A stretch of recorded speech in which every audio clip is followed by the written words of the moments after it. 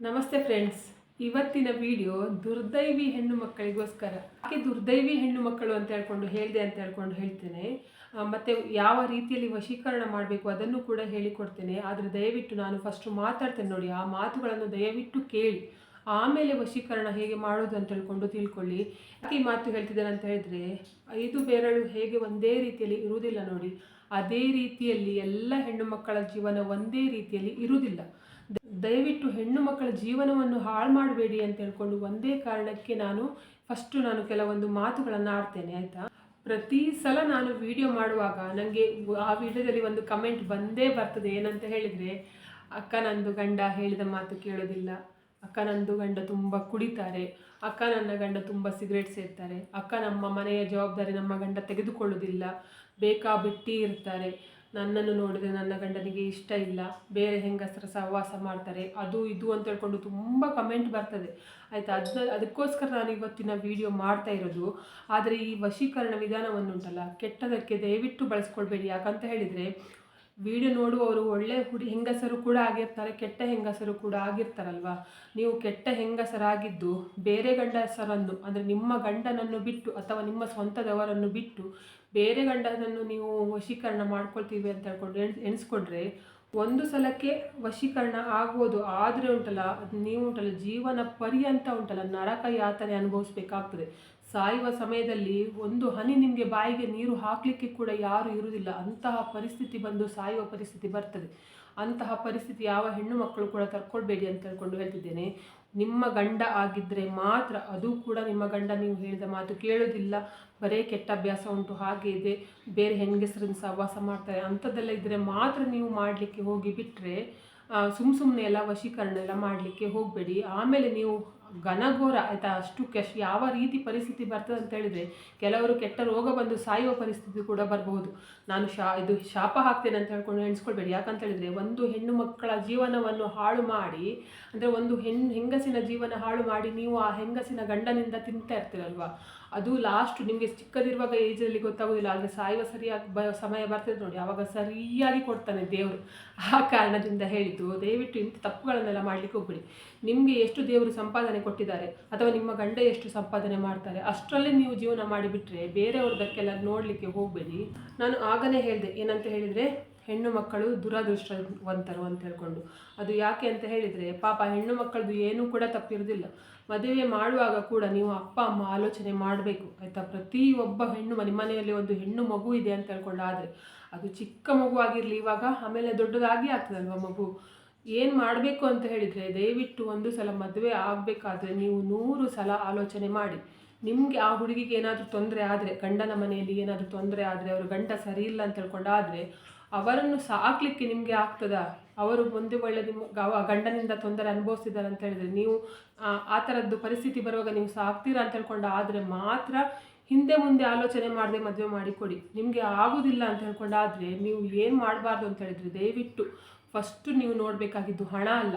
ಹುಡುಗ ಶ್ರೀಮಂತ ಮನೆಯವನ, ಅವನ ಹತ್ರ ಬೇಕಾದಷ್ಟು ಬಂಗಾರ ಉಂಟಾ, ಒಡವೆ ಉಂಟಾ, ತುಂಬ ಜಾಗ ಉಂಟಾ, ಅದೆಲ್ಲ ಯಾವುದು ನೋಡಲಿಕ್ಕೆ ಹೋಗಬೇಡಿ, ಆಯಿತಾ. ಯಾಕಂತ ಹೇಳಿದರೆ, ಕೆಲವರು ಅವರ ಹತ್ರ ಏನು ಇಲ್ಲದಿದ್ದರೂ ಕೂಡ ಬೇರೆಯವ್ರದ್ದೆಲ್ಲ ತೋರಿಸ್ಕೊಂಡು ಅವ್ರದ್ದು ಅಂತ ಹೇಳ್ಕೊಂಡು ಮದುವೆ ಆಗುವವರು ಕೂಡ ತುಂಬ ಜನ ಇದ್ದಾರೆ. ಆ ಕಾರಣಕ್ಕಿಂತ ಹೇಳಿದ್ದು, ನೀವೇನು ಮಾಡಬೇಕು ಅಂತ ಹೇಳಿದರೆ, ಹುಡುಗಿಗೆ ಮದುವೆ ಮಾಡಿಸ್ಬೇಕಾದ್ರೆ 1000 ಸಲ ಆಲೋಚನೆ ಮಾಡಿ. ಒಂದು ಸಲ ಹೋದ ಜೀವನ ಆ ಹೆಣ್ಣು ಮಗುವಿದು ಪುನಃ ಏನು ಮಾಡಿದರೂ ಕೂಡ ನಿಮಗೆ ವಾಪಸ್ ತಗೊಂಡು ಕೊಡಲಿಕ್ಕೆ ಆಗೋದಿಲ್ಲ ಆ ಹುಡುಗಿ ಜೀವನವನ್ನು, ಆಯಿತಾ. ಅವಳು ದಿನಾ ಕಣ್ಣೀರು ಹಾಕ್ತಾ ಇದ್ರೆ ನೋಡಿ, ಆ ಕಣ್ಣೀರಿನ ಶಾಪ ಜೊತೆಗೆ ಶ್ರೀಶಾಪ ಅಂತ ಹೇಳ್ತಾರೆ ನೋಡಿ, ಅದು ಇಡೀ ಕುಟುಂಬದ ಮೇಲೆ ಬೀಳ್ತದೆ.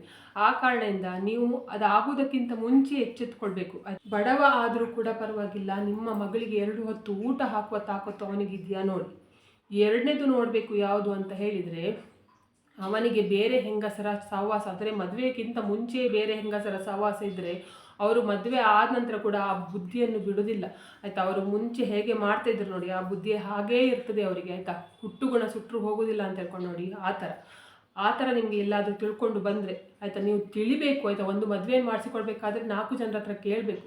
ಆ ಥರ ಅಭ್ಯಾಸ ಇದ್ದರೆ ಅವರಿಗೂ ಕೂಡ ಹೆಣ್ಣನ್ನು ಕೊಡಲಿಕ್ಕೆ ಹೋಗಬೇಡಿ. ಅವರು ಮದುವೆ ಆಗದೆ ಅಜ್ಜಾಗಿ ಕೂತ್ಕೊಂಡ್ರು ಕೂಡ ಪರವಾಗಿಲ್ಲ, ಅಂಥವರಿಗೆ ಹೆಣ್ಣು ಕೊಡಬೇಡಿ.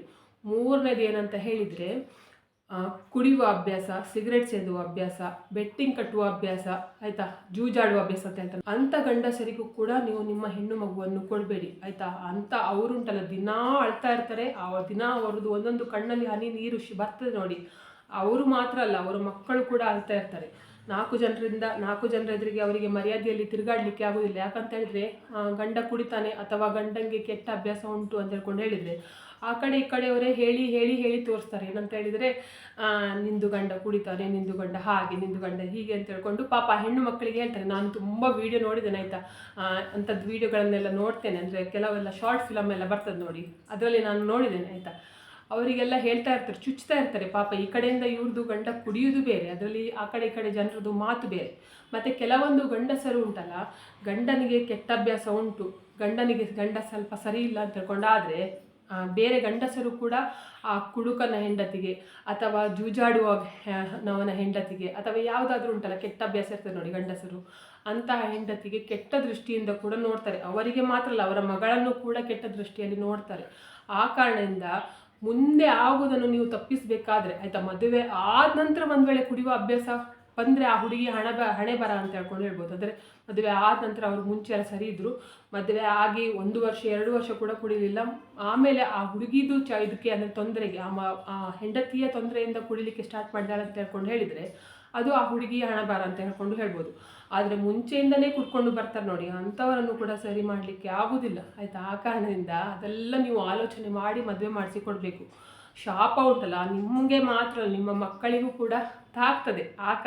ಗಂಡಸರು ಉಂಟಲ್ಲ, ಅಂದರೆ ನಿಮ್ಮ ಮನೆಯಲ್ಲಿ ಮಗ, ಆಯಿತಾ, ನಿಮ್ಮ ಮಗನಿಗೆ ಕೆಟ್ಟ ಅಭ್ಯಾಸ ಉಂಟು, ಕುಡಿಯುವ ಅಭ್ಯಾಸ ಉಂಟು, ಅಥವಾ ನಿಮ್ಮ ಮಗನಿಗೆ ಬೇರೆ ಹೆಂಗಸರದು ಸಹವಾಸ ಉಂಟು, ಬೇರೆ ಹೆಂಗಸರನ್ನು ನೋಡುವ ಅಭ್ಯಾಸ ಉಂಟು, ಹಾಗೆಲ್ಲ ಉಂಟು ಅಂತ ಹೇಳ್ಕೊಂಡು ನಿಮಗೆ ಗೊತ್ತಿರ್ತದಲ್ಲ.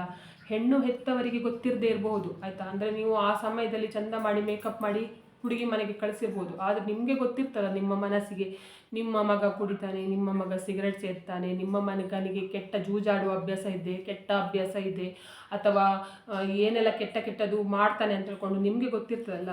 ನಿಮಗೆ ಗೊತ್ತಿದ್ದ ನಂತರ ಕೂಡ ಉಂಟಲ್ಲ, ನಿಮ್ಮ ಮಗನನ್ನು ಒಂದು ಹುಡುಗಿಗೆ ಮದುವೆ ಮಾಡಿಸಿ ಕೊಟ್ಟು ಆ ಹುಡುಗಿಯ ಜೀವನವನ್ನು ಹಾಳು ಮಾಡಲಿಕ್ಕೆ ಹೋಗಬೇಡಿ. ಅವರು ಹಾಗೆ ಸಾಯಲೇಬೇಕಾದ್ರೆ ಅವರಿಗೆ ಹೆಣ್ಣು ಎಲ್ಲಿ ಕೊಡೋದು ಬೇಡ, ಅವರದ್ದು ಹೇಗೋ ನಡ್ಕೊಂಡು ಅವರು ಕುಡಿಯೋರಿಗೆ ಹೆಣ್ಣು ಮಕ್ಕಳು ಯಾಕೆ, ಹೆಂಡತಿ ಯಾಕೆ, ಮಕ್ಕಳು ಯಾಕೆ ಅಲ್ವಾ. ಅಂಥವ್ರು ಉಂಟಲ್ಲ ಹೇಗೋ ಒಂದು ಜೀವನ ಮಾಡ್ಕೊಂಡು ಹೋಗ್ತಾರೆ. ಅವರಿಗೆಲ್ಲ ಮದುವೆ ಮಾಡಿಸಿ ಕೊಟ್ಟು ಒಂದು ಹುಡುಗಿಯ ಜೀವನ ಹಾಳು ಮಾಡಿ ಆ ಹುಡುಗಿ ದಿನ ಅಳುವುದು, ಆ ಮಕ್ಕಳು ಅಳುವುದು, ಅದೆಲ್ಲ ನಿಮಗೆ ಉಂಟಲ್ಲ ಅದು ಒಳ್ಳೆಯದಲ್ಲ. ಆ ಕಾರಣಕ್ಕೆ ನಿಮಗೆ ಗೊತ್ತಿರ್ತದಲ್ಲ ಮನಸ್ಸಿನಲ್ಲಿ, ನಿಮಗೆ ಮನೆಯಲ್ಲಿ ಹೀಗೆ ನಮ್ಮ ಮಗನಿಗೆ ಈ ಥರದ್ದೆಲ್ಲ ಉಂಟು, ಚಟ ಉಂಟು, ಈ ಥರದ್ದೆಲ್ಲ ಕೆಟ್ಟ ಅಭ್ಯಾಸ ಉಂಟು ಅಂತ ಹೇಳ್ಕೊಂಡು ಇದ್ದರೆ ಉಂಟಲ್ಲ, ಅವರಿಗೆ ಮದುವೆ ಮಾಡಿಸ್ಲಿಕ್ಕೆ ಹೋಗಬೇಡಿ. ಹಾಗೆ ಕೂತ್ಕೊಂಡು ಸಾಯಲಿ ಅವರು, ಆಯಿತಾ. ಬೇಸರ ಮಾಡ್ಕೊಳ್ಳಿಕ್ಕೆ ಹೋಗಬೇಡಿ. ಯಾಕಂತ ಹೇಳಿದರೆ ಒಂದು ಹುಡುಗಿಯ ಜೀವನ ಹಾಳು ಮಾಡುವ ಅಧಿಕಾರ ಯಾರಿಗೂ ಕೂಡ ಇಲ್ಲ. ನಿಮ್ಮ ಮನೆಯಲ್ಲಿ ಕೂಡ ಹೆಣ್ಣು ಮಕ್ಕಳಿದ್ದರೆ ನಿಮ್ಮ ಮನೆಯ ಹೆಣ್ಣು ಮಕ್ಕಳನ್ನು ಅಂಥ ಹುಡುಗನಿಗೆ ಕೊಟ್ಟು ಮದುವೆ ಮಾಡಿಸ್ಲಿಕ್ಕೆ ನೀವು ಒಪ್ಕೊಳ್ತೀರಾ? ಯಾರೂ ಕೂಡ ಒಪ್ಕೊಳ್ಳೋದಿಲ್ಲ. ನಮ್ಮ ಮಗ ಉಂಟಲ್ಲ ಕೆಟ್ಟ ಅಭ್ಯಾಸ ಇದ್ದರೆ ಕೂಡ ಬೇರೆ ಹುಡುಗಿಗೆ ಕೊಟ್ಟು ನಾವು ಮದುವೆ ಮಾಡ್ತೇವೆ, ಆದರೆ ನಮ್ಮ ಮಗಳನ್ನು ಕೆಟ್ಟ ಅಭ್ಯಾಸ ಇರುವ ಹುಡುಗನಿಗೆ ಕೊಟ್ಟು ಮದುವೆ ಮಾಡಿಸ್ಲಿಕ್ಕೆ ನಾವು ತಯಾರಿರುವುದಿಲ್ಲ. ಯಾಕಂತ ಹೇಳಿದರೆ ಗೊತ್ತಿರ್ತದಲ್ಲ ಅವರಿಗೆ, ಮದುವೆ ಆದ ನಂತರ ಅವಳು ಅನುಭವಿಸ್ಬೇಕು, ನನ್ನ ಮಗಳಲ್ಲ ಅವಳಿಗೆ ಕೆಟ್ಟದಾಗಬಾರ್ದು ಅಂತ ಹೇಳ್ಕೊಂಡು. ಬೇರೆ ಹೆಣ್ಣು ಮಕ್ಕಳು ಹಾಳಾದರೆ ನಮಗೆ ನೋಡು ಹಣೆ ಬರ ಹಾಳಾಗ್ತಾಳೆ ಅಂತ ಹೇಳ್ಕೊಂಡು ಎಣಿಸ್ತೀರ ನೋಡಿ. ಅಂತಹ ಮನಸ್ಥಿತಿಯಲ್ಲೇ ಇದ್ದರೆ ಬಿಟ್ಟು ಬಿಡಿ. ಇನ್ನೂ ಒಬ್ಬಳು ಹೆಣ್ಣು ಮಗಳು ನನಗೆ ಮೆಸೇಜ್ ಮಾಡಿದ್ಲು, ಅವಳ ಹೆಸರು ಅಂತ ಹೇಳಲಿಕ್ಕೆ ಹೋಗೋದಿಲ್ಲ ನಾನು. ಯಾಕಂತ ಹೇಳಿದರೆ ಅದು ಹೇಳುವುದು ದೊಡ್ಡ ತಪ್ಪು, ಮಹಾ ತಪ್ಪು, ಆಯಿತಾ. ನಾವು ಅಂದರೆ ಅಂತಹ ಒಂದು ನೊಂದಿರುವ ಹೆಣ್ಣು ಮಗುವಿನ ಹೆಸರನ್ನು ಯೂಟ್ಯೂಬಲ್ಲಿ ಹೇಳೋದು, ಆಯಿತಾ. ಅವರು ಯಾರೇ ಆಗಿರಲಿ, ಅವರು ಏನು ಕಮೆಂಟ್ ಮಾಡಿದ್ದಾರೆ ಅಂತ ಹೇಳ್ಕೊಂಡು ಹೇಳಿದರೆ, ಅವ್ರದ್ದು ಗಂಡ ತುಂಬ ಕುಡಿತಾರಂತೆ. ಕುಡಿದಾಗ ಏನು ಮಾಡ್ತಾರಂತ ಹೇಳಿದರೆ, ಕುಡಿತಾರೆ ಅಂತ ಹೇಳ್ಕೊಂಡು ಆ ಹೆಣ್ಣು ಮಗು ಏನು ಮಾಡಿದ್ದಾಳೆ, ಅವಳೇ ಕೆಲಸ ಮಾಡಿಕೊಂಡು ಮಕ್ಕಳನ್ನೆಲ್ಲ ನೋಡ್ಕೊಳ್ತಿದ್ದಾಳೆ. ಅವರ ಗಂಡ ಎಂತ ಮಾಡಿದ್ದು, ಸಿಕ್ಕಿದೆ ಚಾನ್ಸ್ ಅಂತ ಹೇಳ್ಕೊಂಡು ಇವಾಗ ಮುಂಚೆ ಸ್ವಲ್ಪ ಆದರೂ ಹಣ ಕೊಡ್ತಾ ಇದ್ದಂತೆ ಮನೆಯ ಖರ್ಚಿಗೆ, ಮನೆಯನ್ನೆಲ್ಲ ನೋಡ್ಕೊಳ್ಳಿಕ್ಕೆ ಸ್ವಲ್ಪ ಆದರೂ ಹಣ ಕೊಡ್ತಾ ಇದ್ದಂತೆ. ಇವಾಗ ಹೆಂಡತಿ ದುಡಿತಾಳೆ ಅಂತ ಹೇಳ್ಕೊಂಡು ಗೊತ್ತಾದ ನಂತರ ಕೊಡುವುದನ್ನೇ ಸ್ಟಾಪ್ ಮಾಡಿದಾನಂತೆ. 1 ರೂಪಾಯಿ ಕೂಡ ಕೊಡೋದಿಲ್ಲ. ಅವನು ಕೆಲಸ ಮಾಡಿದ ದುಡ್ಡು ಉಂಟಲ್ಲ ಅದೆಲ್ಲ ಅವನಿಗೆ ಕುಡಿಲಿಕ್ಕೆ ಸರಿ ಆಗ್ತದೆ. ಅಕ್ಕ ನಾನು ಎಂತ ಮಾಡೋದು ಅಂತ ಹೇಳ್ಕೊಂಡು ನನಗೆ ಕಮೆಂಟ್ ಮಾಡಿದರು. ಇಂಥ ನಿಜವಾಗಿ ಈ ಥರದ ಕಷ್ಟ ಇರ್ತದೆ ನೋಡಿ, ಅಂಥವರು ಮಾತ್ರ ಈ ವಶೀಕರಣವನ್ನು ಮಾಡಿ, ಆಯಿತಾ. ಅದನ್ನು ಬಿಟ್ಟು ನಿಮ್ಮ ಗಂಡ ನಿಮ್ಮ ಮಾತು ಕೇಳ್ತಾರೆ, ಗಂಡ ನಿಮಗೆ ಹೇಗೆ ಜೀವನ ಮಾಡಲಿಕ್ಕೆ ಇಷ್ಟ ಉಂಟು ನೋಡಿ ಅದೇ ಥರ ಜೀವನ ಮಾಡಲಿಕ್ಕೆ ಬಿಡ್ತಾರೆ, ಆಯಿತಾ. ನಿಮಗೆ ಗಂಡ ಪ್ರತಿದಿನ ಚಂದ ಮಾಡಿ ನೋಡ್ಕೊಳ್ತಾರೆ, ನಿಮಗೆ ಏನೆಲ್ಲ ಬೇಕು ನೋಡಿ ಅದೆಲ್ಲ ತಂದು ಕೊಡ್ತಾರೆ, ಏನು ಕೂಡ ತೊಂದರೆ ಇಲ್ಲ. ನಿಮ್ಮನ್ನು ನಿಮ್ಮ ಮಕ್ಕಳನ್ನೆಲ್ಲ ಚಂದ ಮಾಡಿ ನೋಡ್ಕೊಳ್ತಾರೆ ಅಂತ ಹೇಳಿದರೆ ಇದೆಲ್ಲ ವಶೀಕರಣ ಮಾಡಲಿಕ್ಕೆ ಹೋಗಬೇಡಿ. ನಿಮ್ಮನ್ನು ಬಿಟ್ಟು ಬೇರೆ ಹೆಂಗಸರನ್ನು ನೋಡ್ತಾರೆ ಅಂತ ಹೇಳ್ಕೊಂಡು ಆದರೂ ಕೂಡ ಈ ವಶೀಕರಣ ಮಾಡ್ಬೋದು. ದುರಾದೃಷ್ಟದ ಹೆಣ್ಣು ಮಕ್ಕಳಾಗಿದ್ರೂ ಕೂಡ ಈ ವಶೀಕರಣ ಮಾಡ್ಬೋದು. ಅದನ್ನು ಬಿಟ್ಟು ಉಂಟಲ್ಲ, ನಿಮ್ಮ ಗಂಡ ಸರಿ ಇದ್ರೆ ದೇವರನ್ನೇ ನೀವು ಮಾಡಲಿಕ್ಕೆ ಹೋಗಬೇಡಿ. ಯಾಕಂತ ಹೇಳಿದ್ರೆ ಅದು ನಿಮಗೆ ಬೇರೆ ಥರನೇ ತೊಂದರೆ ಕೊಡ್ತದೆ. ಆ ಕಾರಣದಿಂದ ಬೇರೆ ಕೆಟ್ಟ ಕೆಲಸಕ್ಕೆ ಕೂಡ ಇದನ್ನು ಬಳಸಬೇಡಿ. ಮತ್ತು ನಿಮ್ಮ ಗಂಡ ಎಲ್ಲ ವಿಷಯದಲ್ಲಿ ಸರಿಯಾಗಿದ್ದಾರೆ ಅಂತ ಹೇಳ್ಕೊಂಡು ಆದರೂ ಕೂಡ ನೀವು ಇದನ್ನು ಮಾಡಲಿಕ್ಕೆ ಹೋಗಬೇಡಿ. ಕೆಲವರಿಗೆ ದುರಾಸೆ ಇರ್ತದೆ ಹೆಣ್ಣು ಮಕ್ಕಳಿಗೆ. ಏನಂತ ಹೇಳಿದರೆ, ಗಂಡ ಎಷ್ಟೇ ಚಂದ ಮಾಡಿ ನೋಡ್ಕೊಳ್ಳಿ, ಎಷ್ಟೇ ತಂದು ಕೊಡಲಿ, ಎಷ್ಟೇ ಹಾಕಲಿ, ನಿಮಗೆ ಎಷ್ಟು ತಂದು ಹಾಕಿದರೂ ಕೂಡ ಕೆಲವು ಹೆಣ್ಣು ಮಕ್ಕಳಿಗೆ ತೃಪ್ತಿ ಅಂತ ಹೇಳ್ಕೊಂಡು ಇರುವುದೇ ಇಲ್ಲ, ಆಯಿತಾ. ಅವರಿಗೆ ಇಡೀ ದಿನ ನಾಯಿ ಥರ ಗಂಡ ಹಿಂದೆ ಬರಬೇಕು ಅಂತ ಹೇಳ್ಕೊಂಡು ಆಸೆ ಇರ್ತದೆ. ಅಂತಹ ಆಸೆ ಇದ್ದರೆ ಉಂಟಲ್ಲ, ಅಂಥದಕ್ಕೆಲ್ಲ ಇದು ಆಗುವುದಿಲ್ಲ. ನಿಮಗೆ ನಿಜವಾಗಿ ತೊಂದರೆ ಇದ್ದರೆ ಮಾತ್ರ ಇದನ್ನು ಮಾಡಿ ಅಂತ ಹೇಳ್ಕೊಂಡು ಹೇಳ್ತಿದ್ದೇನೆ. ಇವಾಗ ಈ ವಶೀಕರಣವನ್ನು ಯಾವ ರೀತಿ ಮಾಡಬೇಕು ಅಂತ ಹೇಳಿದರೆ, ಫಸ್ಟ್ ನಿಮಗೆ ಬೇಕಾಗಿದ್ದ ವಸ್ತು ವಶೀಕರಣ ಮಾಡಲಿಕ್ಕೆ ಬಿಳಿ ಸಾಸಿವೆ.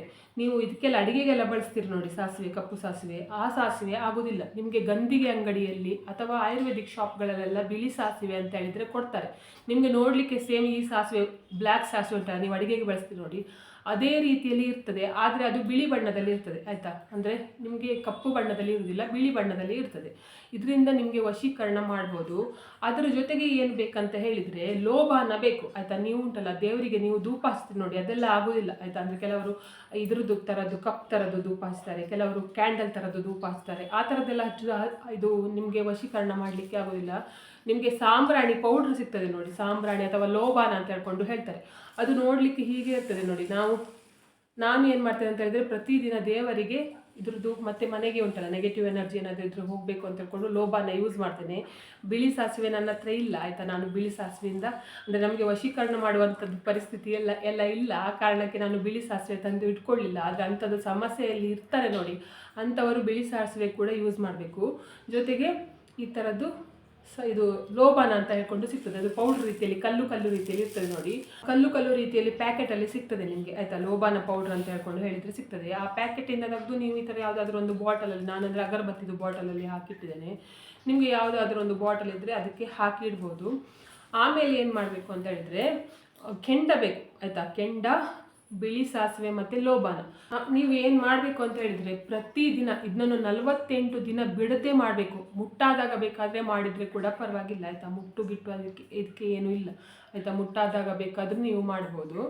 ಏನು ಮಾಡಬೇಕು ಅಂತ ಹೇಳಿದರೆ, ನೀವು ಫಸ್ಟು ಪ್ರತಿದಿನ ಸಾಯಂಕಾಲ, ಅಂದರೆ 48 ದಿವಸ ತನಕ ಸಾಯಂಕಾಲ ಏನು ಮಾಡಿ ಅಂತ ಹೇಳಿದರೆ, ಬಿಳಿ ಸಾಸಿವೆ ಮತ್ತು ಲೋಬಾನ ಉಂಟಲ್ಲ, ಲೋಬಾನ ಅಂತ ಹೇಳಿದರೆ ಇದೆ, ಸಾಂಬ್ರಾಣಿ ಅಂತ ಹೇಳ್ಕೊಂಡು ಹೇಳ್ತಾರೆ, ಲೋಬಾನ ಅಂತ ಹೇಳ್ಕೊಂಡು ಹೇಳ್ತಾರೆ. ಒಂದೊಂದು ಊರಲ್ಲಿ ಒಂದೊಂದು ರೀತಿಯಲ್ಲಿ ಕರೀತಾರೆ, ಆಯಿತಾ. ಅದನ್ನು ಏನು ಮಾಡಿ ಅಂತ ಹೇಳಿದರೆ, ಸ್ವಲ್ಪ ಇದು ಸಾಂಬ್ರಾಣಿ ಅಥವಾ ಲೋಬಾನ ಮತ್ತು ಬಿಳಿ ಸಾಸಿವೆಯನ್ನು ಚೆಂದ ಮಾಡಿ ಮಿಕ್ಸ್ ಮಾಡ್ಕೊಳ್ಳಿ. ಮಿಕ್ಸ್ ಮಾಡ್ಕೊಂಡು ಏನು ಮಾಡಿ ಅಂತ ಹೇಳಿದರೆ, ನಿಮ್ಮ ಮನೆಯ ಮೇನ್ ಡೋರ್ ಉಂಟಲ್ಲ, ಮೇನ್ ಡೋರಿಗೆ ಅದನ್ನು ಚೆಂದ ಮಾಡಿ ಉದುರಿಸ್ಕೊಂಡು ಬನ್ನಿ, ಆಯಿತಾ. ಉದುರಿಸ್ಬೇಕು, ಆಯಿತಾ. ಫುಲ್ ಉದುರಿಸ್ಬೇಕು. ಸಾಯಂಕಾಲ ಪ್ರತಿದಿನ ಗೋಧೂಳಿ ಸಮಯದಲ್ಲಿ, ಆಯಿತಾ. ಸಾಯಂಕಾಲ ಗೋಧೂಳಿ ಸಮಯ ಅಂತ ಹೇಳಿದ್ರೆ ಗೊತ್ತುಂಟಲ್ಲ, ಸೂರ್ಯ ಅಸ್ತ ಆಗ್ತದೆ ನೋಡಿ, ಆ ಸಮಯದಲ್ಲಿ. ಮತ್ತು ನೀವು ದೇವರಿಗೆ ದೀಪ ಹಚ್ಚುವ ಸಮಯದಲ್ಲಿ ಇದನ್ನು ಮಾಡಲಿಕ್ಕೆ ಹೋಗ್ಬೇಡಿ. ಯಾಕಂತ ಹೇಳಿದ್ರೆ ಕೆಲವರು ಸೂರ್ಯ ಅಸ್ತ ಆಗುವ ಸಮಯದಲ್ಲಿ ದೀಪ ಹಚ್ಚೋದಿಲ್ಲ.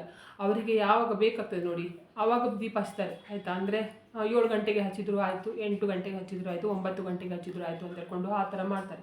ಆದರೆ ನಿಮಗೆ ಈ ಕೆಲಸ ಮಾಡಬೇಕಾದ್ರೆ ಗೋಧೂಳಿ ಸಮಯನೇ ಆಗಬೇಕು. ನೀವು ಏನು ಮಾಡಿ ಅಂತ ಹೇಳಿದ್ರೆ, ಕ್ಯಾಲೆಂಡರಲ್ಲಿ ಸೂರ್ಯ ಅಸ್ತ ಆಗುವ ಸಮಯ ನಿಮಗೆ ತೋರಿಸ್ತದೆ, ಆಯಿತಾ. ಅಂದರೆ ಎಲ್ಲ ಕ್ಯಾಲೆಂಡರಲ್ಲೂ ಇರ್ತದೆ, ಇವತ್ತು ಈ ಸಮಯದಲ್ಲಿ ಸೂರ್ಯ ಅಸ್ತ ಆಗ್ತದಂತ. ನಿಮ್ಮ ಊರಿನಲ್ಲಿ ಯಾವ ಕ್ಯಾಲೆಂಡರ್ ಉಂಟು ನೋಡಿ, ಆ ಕ್ಯಾಲೆಂಡರನ್ನು ನೋಡ್ಕೊಳ್ಳಿ. ಯಾಕಂತ ಹೇಳಿದರೆ, ಇಲ್ಲಿ ಬೆಂಗಳೂರಿನಲ್ಲಿ ಒಂದು ಸ್ವಲ್ಪ 2-3 ನಿಮಿಷ ಹೆಚ್ಚು ಕಡಿಮೆ ಆಗ್ಬೋದು. ನಿಮ್ಮ ಊರಿನಲ್ಲಿ 2-3 ನಿಮಿಷ ಹೆಚ್ಚು ಕಡಿಮೆ ಆಗ್ಬೋದು. ಆದರೆ ನಿಮ್ಮ ಊರಿನ ಕ್ಯಾಲೆಂಡರಲ್ಲಿ ಉಂಟಲ್ಲ, ಕರೆಕ್ಟಾಗಿ ಇರ್ತದೆ. ಆ ಕಾರಣದಿಂದ ಅದರಲ್ಲಿ ನೋಡ್ಕೊಳ್ಳಿ, ಏನಂತ ಹೇಳಿದರೆ ಸೂರ್ಯ ಅಸ್ತ ಯಾವಾಗ ಆಗ್ತದೆ ಅಂತ ಹೇಳ್ಕೊಂಡು ನೋಡಿಕೊಂಡು ಆ ಸಮಯದಲ್ಲಿ ಬಿಳಿ ಸಾಸಿವೆ ಮತ್ತು ಸಾಂಬ್ರಾಣಿಯನ್ನು ನಿಮ್ಮ ಮೇನ್ ಡೋರಿಗೆ ಹೀಗೆ ಹಾಕಿ. ಆಮೇಲೆ ಏನು ಮಾಡಿ ಅಂತ ಹೇಳಿದರೆ, ಮಾಮೂಲಿ ನಿಮ್ಮದು ಕೆಲಸ ಎಲ್ಲ ಮಾಡ್ತೀರ ನೋಡಿ, ದೀಪ ಹಚ್ಚಿದ ನಂತರ ದೇವರ ದೀಪ ಎಲ್ಲ ಹಚ್ಬೋದು. ಆಮೇಲೆ ಅದರ ನಂತರ, ಆಯಿತಾ, ನೀವು ಬೇಕಾದರೆ ದೀಪ ಎಲ್ಲ ಹಚ್ಕೋಬೋದು. ಆಮೇಲೆ ನಿಮ್ಮ ಗಂಡ ಬರ್ತಾರೆ ನೋಡಿ ಮನೆಗೆ. ಅವನು ಯಾವ ಪರಿಸ್ಥಿತಿಯಲ್ಲಿ ಬೇಕಾದರೆ ಬರಲಿ, ಆಯಿತಾ. ಅವರಿಗೆ ನಡಿಲಿಕ್ಕೆ ಆಗದೇ ಇರುವ ಪರಿಸ್ಥಿತಿಯಲ್ಲಿ ಬರಲಿ, ಎಂಥ ಪರಿಸ್ಥಿತಿಯಲ್ಲಿ ಬೇಕಾದರೆ ಮನೆಗೆ ಬರಲಿ. ಅವರು ಮನೆಗೆ ಬಂದ ನಂತರ ಎಂತ ಮಾಡಬೇಕು ಅಂತ ಹೇಳಿದರೆ, ಏನು ಮಾಡಿ ಅಂತ ಹೇಳಿದರೆ, ಲೋಬಾನ ಹೊಗೆ ಹಾಕಲಿಕ್ಕೆ ನಿಮಗೆ ಸಿಗ್ತದೆ, ಆಯಿತಾ. ಇದು ಮಣ್ಣಿದು ಸಿಗ್ತದೆ. ಮಣ್ಣಿದು ನೀವು ಉಂಟಲ್ಲ, ಇದ್ರದ್ದು ಯೂಸ್ ಮಾಡೋದು ಬೇಡ. ಯಾವುದ್ರದ್ದು ಕಬ್ಬಿಣದ್ದು ಬರ್ತದೆ ನೋಡಿ ಹೊಗೆ ಹಾಕಲಿಕ್ಕೆ, ಅದನ್ನು ಯೂಸ್ ಮಾಡೋದು ಬೇಡ. ಮಣ್ಣಿದು ಎಲ್ಲ ಕಡೆ ಸಿಗ್ತದೆ. ನಿಮಗೆ ಮಣ್ಣಿದು ಸಿಗಲಿಲ್ಲ ಅಂತ ಹೇಳಿದರೆ, ಒಂದು ದೊಡ್ಡ ದೀಪ ಆದರೂ ಕೂಡ ಪರವಾಗಿಲ್ಲ, ಮಣ್ಣಿನ ದೊಡ್ಡ ಹಣತೆ ಬರ್ತದೆ ನೋಡಿ, ಅದಾದರೂ ಕೂಡ ಪರವಾಗಿಲ್ಲ. ಆದರೆ ಕಬ್ಬಿಣದಲ್ಲಿ ಮಾಡಲಿಕ್ಕೆ ಹೋಗಬೇಡಿ. ಕಬ್ಬಿಣದಲ್ಲಿ ಮಾಡಿದರೆ ನಿಮಗೆ ಅದು ಸರಿಯಾಗಿ ಬರುವುದಿಲ್ಲ. ಆ ಕಾರಣದಿಂದ ದೊಡ್ಡ ಮಣ್ಣಿನ ದೀಪ ಅಥವಾ ನಿಮಗೆ ಹೊಗೆ ಹಾಕುವಂಥದ್ದೇ ಸಿಗ್ತದೆ ಆಯಿತಾ, ಮನೆಗೆ ಧೂಪ ಹಾಕುವಂಥದ್ದೇ ಸಿಗ್ತದೆ ದೊಡ್ಡದು ಮಣ್ಣಿದು. ಅದರಲ್ಲಿ ಏನು ಮಾಡಿ ಅಂತ ಹೇಳಿದ್ರೆ, ನಿಮ್ಮ ಮನೆಯಲ್ಲಿ ತೆಂಗಿನಕಾಯಿದು ಚಿಪ್ಪು ಇದ್ದರೆ ಉಂಟಲ್ಲ, ಚಿಪ್ಪು ಇದ್ದರೆ ಕೂಡ ಪರವಾಗಿಲ್ಲ, ಇಲ್ಲದಿದ್ದರೆ ಇದ್ದಿಲಿದ್ರಾದರೂ ಕೂಡ ಪರವಾಗಿಲ್ಲ. ಅಂದರೆ ನೀವು ಕಟ್ಟಿಗೆ ಒಲೆ ಯೂಸ್ ಮಾಡುವವರಾಗಿದ್ದರೆ ಇದ್ದಿಲಾದರೂ ಕೂಡ ಪರವಾಗಿಲ್ಲ. ಇಲ್ಲಿ ಬೆಂಗಳೂರಲ್ಲೆಲ್ಲ ಸಾಮಾನ್ಯವಾಗಿ ಇದ್ದಿಲು ಸಿಗುವುದಿಲ್ಲಲ್ಲ. ಆ ಕಾರಣದಿಂದ ಏನು ಮಾಡಿ ಅಂತ ಹೇಳಿದ್ರೆ, ತೆಂಗಿನ ಚಿಪ್ಪು ಉಂಟಲ್ಲ, ಆ ಚಿಪ್ಪನ್ನು ಕೆಂಡ ಮಾಡಿ ನೀವು ಅದು ಇದು ಮಣ್ಣಿನ ಹಣತೆ ಅಥವಾ ದೊಡ್ಡದು ಧೂಪ ಹಾಕೋದು ಉಂಟಲ್ಲ, ಅದಕ್ಕೆ ಏನು ಮಾಡಿ ಅಂತ ಹೇಳಿದರೆ, ಈ ಕೆಂಡವನ್ನು ಹಾಕಬೇಕಾದ್ರೆ ನೀವೆಂತ ಹೇಳಬೇಕಂತ ಇಲ್ಲ. ನಂತರ ಏನಂತ ಹೇಳಿದರೆ, ಬಿಳಿ ಸಾಸಿವೆ ಹಾಕಲಿಕ್ಕೆ ಉಂಟು. ಅದಕ್ಕೆ ಬಿಳಿ ಸಾಸಿವೆ ಹಾಕುವಾಗ ನೀವು ಏನು ಮಾಡಿ ಅಂತ ಹೇಳಿದರೆ, ನಿಮಗೆ ಯಾರನ್ನು ವಶೀಕರಣ ಮಾಡಬೇಕು ನೋಡಿ, ನಿಮ್ಮ ಗಂಡನ ಹೆಸರು ಆಯಿತಾ. ಗಂಡ ಆದರೆ ಗಂಡ, ಕೆಲವರದ್ದು ಮಕ್ಕಳು ಕೂಡ ತುಂಬ ಕೆಟ್ಟವರು ಇರ್ತಾರೆ, ಮಕ್ಕಳು ಕೂಡ ಅಂಥವರು ಕೂಡ ಮಕ್ಕಳನ್ನು ಕೂಡ ವಶೀಕರಣ ಮಾಡ್ಬೋದು ಆಯಿತಾ. ಬೇರೆಯವ್ರ ಮಕ್ಕಳನ್ನೆಲ್ಲ, ನಿಮ್ಮ ಹೊಟ್ಟೆಯಲ್ಲಿ ಸ್ವಂತ ಹುಟ್ಟಿದ ಮಕ್ಕಳಾದರೆ ಮಾತ್ರ, ಮತ್ತು ಬೇರೆಯವ್ರ ಮಕ್ಕಳಿಗೆಲ್ಲ ಮಾಡಲಿಕ್ಕೆ ಹೋಗಬೇಡಿ ಆಯಿತಾ. ಏನು ಮಾಡಿ ಅಂತ ಹೇಳಿದರೆ, ಅವರದ್ದು ಹೆಸರು ನಾನು 48 ಸಲ ಆಯಿತಾ, 48 ಸಲ ಅವರ ಹೆಸರನ್ನು ಹೇಳಿಕೊಂಡು, ಯಾರನ್ನು ವಶೀಕರಣ ಮಾಡಬೇಕು ಅಂತ ಹೇಳಿಸ್ಕೊಂಡಿದೆ ನೋಡಿ, ಅವರ ಹೆಸರನ್ನು ಹೇಳಿಕೊಂಡು ಏನು ಮಾಡಿ ಅಂತ ಹೇಳಿದರೆ, ಆ ಕೆಂಡಕ್ಕೆ ಆ ಬಿಳಿ ಸಾಸಿವೆಯನ್ನು ಹಾಕಿ, ಸ್ವಲ್ಪ ಹಾಕಿದರೂ ಸಾಕಾಗ್ತದೆ, ತುಂಬ ರಾಶಿ ಹಾಕಬೇಕಂತ ಇಲ್ಲ. ಆಮೇಲೆ ಏನು ಮಾಡಬೇಕು ಅಂತ ಹೇಳಿದರೆ, ಇದು ಸಾಂಬ್ರಾಣಿ ಉಂಟಲ್ಲ, ಸಾಂಬ್ರಾಣಿ ಪೌಡ್ರು ಕೂಡ ಹಾಗೆ 21 ಸಲ ಆಯಿತಾ. 48 ಸಲ ಬಿಳಿ ಸಾಸಿವೆ ಹಾಕುವಾಗ ಅವರ ಹೆಸರನ್ನು ಹೇಳಿ, ಮತ್ತು 21 ಸಲ ಉಂಟಲ್ಲ, ಇದು ಸಾಂಬ್ರಾಣಿ ಹಾಕ್ತೀರ ನೋಡಿ, ಆವಾಗ ಅವರ ಹೆಸರನ್ನು ಹೇಳಿ ಸಾಂಬ್ರಾಣಿಯನ್ನು ಹಾಕಿ. ಆವಾಗ ಏನಾಗುತ್ತೆ ಅಂದರೆ, ಒಮ್ಮೆಲೆ ಹೊಗೆ ಬರಲಿಕ್ಕೆ ಸ್ಟಾರ್ಟ್ ಆಗ್ತದೆ, ತುಂಬ ಹೊಗೆ ಬರ್ತದೆ ನೋಡಿ. ಆ ಹೊಗೆಯನ್ನುಂಟಲ್ಲ ಇಡೀ ಮನೆ ತುಂಬ ಬರಬೇಕು ಆಯಿತಾ. ಅಂದರೆ ಚಿಕ್ಕ ಹೊಗೆ ಎಲ್ಲ ಮಾಡಲಿಕ್ಕೆ ಹೋಗಬೇಡಿ, ಯಾಕಂತ ಹೇಳಿದರೆ ನೀವು ತೊಂದರೆಯಲ್ಲಿ ಇದ್ದೀರಲ್ಲ, ನಿಮಗೆ ಅದು ಸರಿಯಾಗಬೇಕಲ್ವಾ. ಆ ಕಾರಣದಿಂದ ಸ್ವಲ್ಪ ಹೊಗೆ, ಮಕ್ಕಳಿಗೆ ಸ್ವಲ್ಪ ಉಪದ್ರ ಆಗ್ತದೆ ಅಂತ ಹೇಳಿದರೆ, ಮಕ್ಕಳಿಗೆ ಸ್ವಲ್ಪ ಹೊರಗಡೆ ಆಟ ಆಡಲಿಕ್ಕೆ ಕಲಿಸಿದ್ರು ಕೂಡ ಪರವಾಗಿಲ್ಲ. ಆದರೆ ಈಗ ಕೆಟ್ಟ ಗಂಡಸರು ಉಂಟಲ್ಲ, ಅಂಥವರನ್ನು ಹೊರಗಡೆ ಕಳಿಸ್ಲಿಕ್ಕೆ ಬಿಡಬೇಡಿ. ಬೇಕಾದೊಳಗೆ ಬಾಗಿಲು ಹಾಕಿ ರೂಮ್ ಒಳಗೆ ಕೂಡ ಹಾಕಿದರೂ ಕೂಡ ಪರವಾಗಿರಬೇಕು. ಹೊಗೆ ಹಾಕುವಾಗ ಉಂಟಲ್ಲ, ಅವರು ಗಂಡಸರು ಮನೆಯಲ್ಲಿ ಇರಲೇಬೇಕು, ಆ ಹೊಗೆಯನ್ನು ಅವರು ಉಸಿರಾಡಲೇಬೇಕು ಆಯಿತಾ. ಆವಾಗ ಏನು, ಇಡೀ ಮನೆಗೆ ಆಯಿತಾ, ಟಾಯ್ಲೆಟನ್ನು ಕೂಡ ಬಿಡಬೇಡಿ ಆಯಿತಾ. ಟಾಯ್ಲೆಟ್, ಬಾತ್ರೂಮ್ ಯಾವುದನ್ನು ಕೂಡ ಬಿಡಬೇಡಿ. ಯಾಕಂತ ಹೇಳಿದ್ರೆ, ನೀವು ಇದು ದೇವರಿಗೆ ಹಾಕ್ತಾ ಇರೋದಲ್ಲ, ನಿಮ್ಮ ಗಂಡ ಆಯಿತಾ, ಕೆಟ್ಟ ಗಂಡನಿಗೆ ಹಾಕ್ತಾ ಇರೋದಲ್ಲ. ಆ ಕಾರಣಕ್ಕೆ ದೇವರಿಗಾದರೆ ಟಾಯ್ಲೆಟಿಗೆಲ್ಲ ತೋರಿಸ್ಬಾರ್ದು. ಏನು ಮಾಡಿ ಅಂದರೆ, ಇಡೀ ಮನೆಗೆ ಹಾಕಿ ಆ ಹೊಗೆಯನ್ನು ಅವನು ಉಸಿರಾಡಬೇಕು ಆಯಿತಾ. ನಿಮ್ಮ ಗಂಡ ಉಂಟಲ್ಲ, ಅಥವಾ ನಿಮ್ಮ ಕೆಟ್ಟ ಮಗ ಆಗಲಿ, ನಿಮ್ಮ ಕೆಟ್ಟ ಗಂಡ ಆಗಲಿ, ಅದನ್ನು ಉಸಿರಾಡಬೇಕು. ಉಸಿರಾಡಿ ಆದ ನಂತರ ಪ್ರತಿದಿನ ಹೀಗೆ ಮಾಡಿ, 48 ದಿವಸ, ಒಂದು ದಿನ ಕೂಡ ಬಿಡದೆ ಹೀಗೆ ಮಾಡಿ. ಆಮೇಲೆ ಏನಾಗುತ್ತೆ ಅಂತ ಹೇಳಿದರೆ, 48 ದಿವಸ ಆದ ನಂತರ ನಿಮಗೆ ಗೊತ್ತಾಗ್ತದೆ, ಸ್ವಲ್ಪ ರಿಸಲ್ಟ್ ಬರಲಿಕ್ಕೆ ಸ್ಟಾರ್ಟ್ ಆಗ್ತದೆ ಆಯಿತಾ. ಅಂದರೆ ಅವರು ನೀವು ಹೇಳಿದ ಮಾತನ್ನು ಕೇಳಲಿಕ್ಕೆ ಸ್ಟಾರ್ಟ್ ಮಾಡ್ತಾರೆ. ತುಂಬ ಇದು ಡ್ರಿಂಕ್ಸ್ ಮಾಡ್ತಾ ಇದ್ದಾರೆ, ತುಂಬ ಎಣ್ಣೆ ಹೊಡ್ಕೊಂಡು ಬರುವವರಾಗಿದ್ರು ಉಂಟಲ್ಲ, ಸ್ವಲ್ಪ ಕಡಿಮೆ ಆಗ್ತದೆ. ತುಂಬ ಒಂದೇ ಸಲಕ್ಕೆ ಬಿಡುವುದಿಲ್ಲ ಆಯಿತಾ, ಯಾರು ಕೂಡ ಒಂದೇ ಸಲಕ್ಕೆ ಬಿಡುವುದಿಲ್ಲ, ಸ್ವಲ್ಪ ಕಡಿಮೆ ಆಗ್ತದೆ. ಮನೆಗೆ ಎಂತಾದರೂ ಕೊಡುವುದಿಲ್ಲ ಅಂತ ಹೇಳ್ಕೊಂಡಾದ್ರೆ ಅದನ್ನು ಕೊಡ್ತಾರೆ. ಬೇರೆ ಹೆಂಗಸಿನ ಸಹವಾಸ ಉಂಟು ಅಂತ ಹೇಳ್ಕೊಂಡಾದರೆ ಅವರು ಆ ಹೆಂಗಸಿನ ಸಹವಾಸ ಬಿಡ್ತಾರೆ ಆಯಿತಾ, 100% ಬಿಡ್ತಾರೆ. ನೀವೇ ಹೆಂಡತಿ ಆದವಳು ಕೂಡ ಹಾಗೆ, ಗಂಡನ ಎದುರಿಗೆ ಅಂತ ಉಂಟಲ್ಲ, ಚಂದ ಮಾಡಿರಿ ಆಯಿತಾ. ನಿಮಗೆ ಆ ಹೆಂಗಸು, ಕೆಟ್ಟ ಹೆಂಗಸು ಉಂಟಲ್ಲ, ಆ ಹೆಂಗಸಿಗಿಂತ ನೀವು ಚಂದ ಕಂಡ್ರೆ ಉಂಟಲ್ಲ, ಆ ನಿಮ್ಮ ಗಂಡ ಬೇರೆ ಹೆಂಗಸಿಗೆ ನೋಡಲಿಕ್ಕೆ ಹೋಗೋದಿಲ್ಲ ಆಯಿತಾ. ನೀವು ಸ್ವಲ್ಪ ಸರಿ ಇದ್ದರೆ ಉಂಟಲ್ಲ, ಅವರು ಏನು ಮಾಡ್ತಾರೆ ಅಂತ ಹೇಳಿದರೆ, ನಿಮ್ಮನ್ನು ನೋಡ್ತಾರೆ ಆಯಿತಾ. ಆದರೂ ಕೂಡ ಕೆಲವರು ಗಂಡಂದ್ರು ಇರ್ತಾರೆ, ಸುಂದರವಾದ ಹೆಂಡತಿ ಮನೇಲಿದ್ದರೂ ಕೂಡ ಕಾಗೆ ಥರ ಇರುವ ಹೆಂಗಸರ ಸಹವಾಸ ಮಾಡೋರು ಕೂಡ ಇರ್ತಾರೆ ಆಯಿತಾ. ಈ ಗಂಡಸರಿಗೆ ಅದು ಎಂಥ ಬುದ್ಧಿ ಅಂತ ಹೇಳ್ಕೊಂಡು ಗೊತ್ತಿಲ್ಲ, ಮನೆಯಲ್ಲಿ ಚಂದ ಹೆಂಡ್ತಿರ್ತಾರೆ, ಆದರೂ ಕೂಡ ಕಾಗೆ ಥರ ಇರುವವರನ್ನು ನೋಡಲಿಕ್ಕೆ ಹೋಗ್ತಾರೆ. ಅಂಥವ್ರಿಗೆ ಕೂಡ ಉಂಟಲ್ಲ, ಎಂತ ಮಾಡಿ ಅಂತ ಹೇಳಿದರೆ, ಇದನ್ನು ಮಾಡಿದರೆ ನಿಮಗೆ 100% ಅವ್ರದ್ದು ವಶೀಕರಣ ಆಗ್ತದೆ. ಕೆಟ್ಟ ಕೆಲಸಕ್ಕೆ ದಯವಿಟ್ಟು ಬಳಸಬೇಡಿ ಆಯಿತಾ. ಕೆಟ್ಟ ಕೆಲಸಕ್ಕೆ ದಯವಿಟ್ಟು ಬಳಸಲಿಕ್ಕೆ ಹೋಗಬೇಡಿ. ಇವಾಗ ನೀವು ಕೇಳ್ಬೋದು ಕಮೆಂಟ್ ಮಾಡಿ, ಏನಂತ ಹೇಳಿದ್ರೆ, ಡೋರ್ ಎದುರುಗಡೆ ಹಾಕಿದ್ದೀರಲ್ವ, ಅದನ್ನು ಏನು ಮಾಡಬೇಕು ಅಂತ. ನೀವು ಮಾರನೇ ದಿವಸ ಅಂಗಳ ಗುಡಿಸ್ತೀರ ನೋಡಿ, ಅಂಗಳ ಗುಡಿಸುವಾಗ ನೀವು ಒರೆಸೋದೆಲ್ಲ ಬೇಡ ಆಯಿತಾ. ಅಂಗಳ ಗುಡಿಸುವಾಗ ಆ ಪೊರ್ಕೆಯಿಂದ ಅದನ್ನು ಗುಡಿಸಿ ಹೊರಗೆ ತೆಗೆದು ಬಿಡಿ ಆಯಿತಾ. ಹೊರಗೆ ರೋಡಿಗೆ ಹಾಕೋದಾದ್ರೆ ರೋಡಿಗೆ ಹಾಕಿ. ಇಲ್ಲ ಅಂತ ಹೇಳಿದರೆ, ನೀವು ಅಂದರೆ ಇವಾಗ ಅಪಾರ್ಟ್ಮೆಂಟಲ್ಲಿ ಇದ್ದೀರಾ, ಅಥವಾ ನೀವು ದೊಡ್ಡ ಅಂದರೆ ಬೇರೆ ಮನೆಯಲ್ಲಿ, ಈಗ ಬಾಡಿಗೆ ಮನೆಯಲ್ಲಿ ಆದರೆ 1st ಫ್ಲೋರ್ 2nd ಫ್ಲೋರ್ ಹಾಗೆಲ್ಲ ಇರ್ತಿರಲ್ಲ, ಹಾಗೆ ಇದ್ರೆ ರೋಡ್ ಸಿಗೋದಿಲ್ಲ ಅಂತ ಹೇಳ್ಕೊಂಡಾದರೆ ಅದನ್ನೆಲ್ಲ ಗುಡಿಸಿ ಮರಕ್ಕೆ, ಅಂದರೆ ಇದು ಕಸ ತೆಗೆದು ಉಂಟಲ್ಲ, ಅದಕ್ಕೆ ಹಾಕಿ ರೋಡಿಗೆ ಎಸೆದು ಬಿಡಿ ಆಯಿತಾ. ಹೀಗೆ ರೋಡಿಗೆ ಎಸೆದು ಬಿಟ್ಟರೆ ಸಾಕು. ಅದನ್ನು ಏನು ಮಾಡಬೇಕು ಅಂತ ಹೇಳಿದ್ರೆ, ಇದು ಬೇರೆ ಜನರೆಲ್ಲ ತುಳ್ಕೊಂಡು ಹೋಗಬೇಕು. ಇದು ನೀವು ಮಾಡಿದ್ದೀರ ನೋಡಿ, ಅದನ್ನು ತುಳ್ಕೊಂಡು ಹೋಗಬೇಕು. ಆಗ ಏನಾಗುತ್ತೆ ಅಂತ ಹೇಳಿದರೆ, ಆ ತುಳ್ಕೊಂಡು ಹೋಗಿರುವ ಜನರು ಉಂಟಲ್ಲ, ಕೆಲವರು ಅದರಲ್ಲಿ ಒಳ್ಳೆಯವರು ಇರ್ತಾರೆ, ಕೆಟ್ಟವರು ಕೂಡ ಇರ್ತಾರೆ ಆಯಿತಾ. ಆವಾಗ ಏನಾಗುತ್ತೆ ಅಂತ ಹೇಳಿದರೆ, ಎಲ್ಲ ಮನಸ್ಥಿತಿ ಜನರು ಕೂಡ ಅದನ್ನು ತುಳ್ಕೊಂಡು ಹೋಗ್ತಾರಲ್ಲ, ಆವಾಗ ಇವರ ಮನಸ್ಸು ಕ್ರಮೇಣ ಸರಿಯಾಗ್ತಾ ಬರ್ತದೆ. ಒಮ್ಮೆಲೆ ಸರಿ ಆಗೋದಿಲ್ಲ. 48 ದಿನ ಆದ ನಂತರ ನಿಮಗೆ ರಿಸಲ್ಟ್ ಕಾಣಲಿಕ್ಕೆ ಸ್ಟಾರ್ಟ್ ಆಗ್ತದೆ. ಆಮೇಲೆ ಬೇಕಾದರೆ ನೀವು ಇದನ್ನು ಕಂಟಿನ್ಯೂ ಮಾಡಿಕೊಂಡು ಹೋಗ್ಬೋದು. ಯಾಕಂತ ಹೇಳಿದ್ರೆ ಕೆಲವರು ನಾಯಿ ಬಾಲ ಡೊಂಕುಗಳೆಲ್ಲ ಇರ್ತಾರೆ ಆಯಿತಾ, ಸ್ವಲ್ಪ ಸರಿಯಾದಾಗೆ ಆಗ್ತಾರೆ, ಪುನಃ ಹಾಗೆ ಆಗ್ತಾರೆ ಆಯಿತಾ. ಅದ್ರ ನಂತರ ಅಂಥದ್ದು ಎಲ್ಲ ಪ್ರಾಬ್ಲಮ್ ಇದ್ದರೆ ಪುನಃ ಇದನ್ನು ಮಾಡಿಕೊಂಡು ಹೋಗಿ. ಇದರಿಂದ ನಿಮಗೆ ಎಂಥ ಸಹ ತೊಂದರೆ ಆಗೋದಿಲ್ಲ ಅಂತ, ಕೆಟ್ಟದಂತೂ ಆಗೋದಿಲ್ಲ, ಒಳ್ಳೇದಾಗ್ತದೆ ಬಿಟ್ಟರೆ 100% ಇದರಲ್ಲಿ ಕೆಟ್ಟದೇ ಆಗೋದಿಲ್ಲ. ನೋಡಿ, ಇವತ್ತಿನ ವಿಡಿಯೋ ನೊಂದ ಹೆಣ್ಣು ಮಕ್ಕಳಿಗೋಸ್ಕರ ಅಥವಾ ದುರಾದೃಷ್ಟಕರ ಹೆಣ್ಣು ಮಕ್ಕಳಿಗೋಸ್ಕರ ಈ ವಿಡಿಯೋ ಮಾಡ್ತಾ ಇದ್ದೇನೆ. ಇವತ್ತಿನ ವಿಡಿಯೋ ಇಷ್ಟ ಆದರೆ ಪ್ಲೀಸ್ ಈ ವಿಡಿಯೋಕ್ಕೆ ಒಂದು ಲೈಕ್ ಮಾಡಿ, ಆದಷ್ಟು ಜನರಿಗೆ ವಿಡಿಯೋವನ್ನು ಶೇರ್ ಮಾಡಿ, ಕಮೆಂಟ್ ಮಾಡಿ, ನನ್ನ ಚಾನಲ್ಗೆ ಸಬ್ಸ್ಕ್ರೈಬ್ ಆಗಿ. ನನ್ನ ಚಾನಲ್ಗೆ ಸಬ್ಸ್ಕ್ರೈಬ್ ಆದರೆ ನನಗೆ ಒಂದು ಸಪೋರ್ಟ್ ಸಿಕ್ಕಿದೆ ಹಾಗೆ ಆಗ್ತದೆ. ಮತ್ತು ನಾನು ಹೀಗೆ ಒಳ್ಳೆ ವಿಡಿಯೋನ ನಿಮ್ಮ ಜೊತೆಗೆ ಶೇರ್ ಮಾಡ್ತೇನೆ. ಇವತ್ತಿನ ವಿಡಿಯೋ ಯಾರೆಲ್ಲ ನೋಡಿದ್ದೀರಾ ಅಥವಾ ನೋಡಲಿಲ್ಲ ಎಲ್ಲರಿಗೂ ಕೂಡ ದೇವರು ಒಳ್ಳೇದು ಮಾಡಲಿ ಅಂತ ನಾನು ಕೂಡ ದೇವರಲ್ಲಿ ಬೇಡ್ಕೊಳ್ತಿದ್ದೇನೆ. ಎಲ್ಲರಿಗೂ ಒಳ್ಳೆಯದಾಗಲಿ.